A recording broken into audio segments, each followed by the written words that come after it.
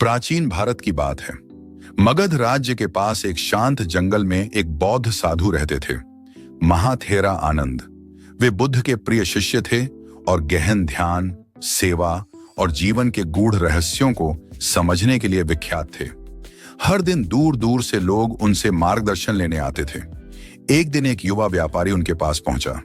युवक ने कहा, गुरुदेव, मैं जीवन में कुछ बड़ा करना चाहता हूं, लेकिन मुझे समझ नहीं आता कहां से शुरू करूं। कभी लगता है कि भाग्य मेरा साथ नहीं देता और कभी मन ही हार मान लेता है। महाथेरा आनंद मुस्कुराए और बोले, बेटा, सफलता की राह आसान नहीं, परंतु यदि तू इन 7 नियमों को अपना ले तो न केवल सफल होगा बल्कि जीवन को सच्चा अर्थ भी मिलेगा। 1. कभी खाली मत बैठो। महाथेरा बोले, मन और शरीर जब तक सक्रिय रहते हैं, जीवन की ऊर्जा बहती रहती है। खाली बैठने से मन शंकाओं का घर बन जाता है। हर क्षण को उपयोग करो, पढ़ो, सीखो, सेवा करो या साधना करो। 2. छोटे कार्यों को भी पूजा समझकर करो। किसी भी कार्य को छोटा मत समझो।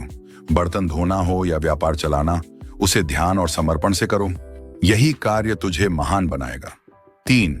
सुबह जल्दी उठो और दिन की योजना बनाओ।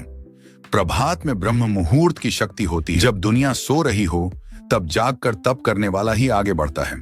4. क्रोध और आलस्य को त्यागो।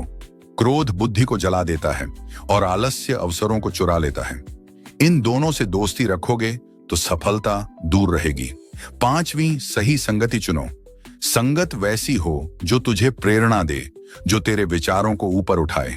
जैसे धुआं आंखों में जलन करता है, वैसे ही गलत संगति आत्मा को मैला करती है। 6. प्रतिदिन आत्मचिंतन करो। हर रात एक दीपक जलाकर अपने आप से पूछो, क्या आज मैंने कुछ सीखा? आत्मविश्लेषण ही सच्चे सुधार का पहला कदम है। 7. दया और सेवा को जीवन का हिस्सा बनाओ। जो दूसरों के जीवन में रोशनी लाता है, उसके जीवन में सूर्य कभी अस्त नहीं होता। सेवा ही सबसे बड़ी साधना है। कहानी का अंत। युवक ने इन नियमों को अपनाया। उसने रोज कुछ नया सीखा, परिश्रम किया, सेवा की और धीरे धीरे वह न केवल एक सफल व्यापारी बना बल्कि समाज का पथ प्रदर्शक भी बन गया। महाथेरा आनंद के ये 7 नियम आज भी उसके नाम के साथ अमर हैं।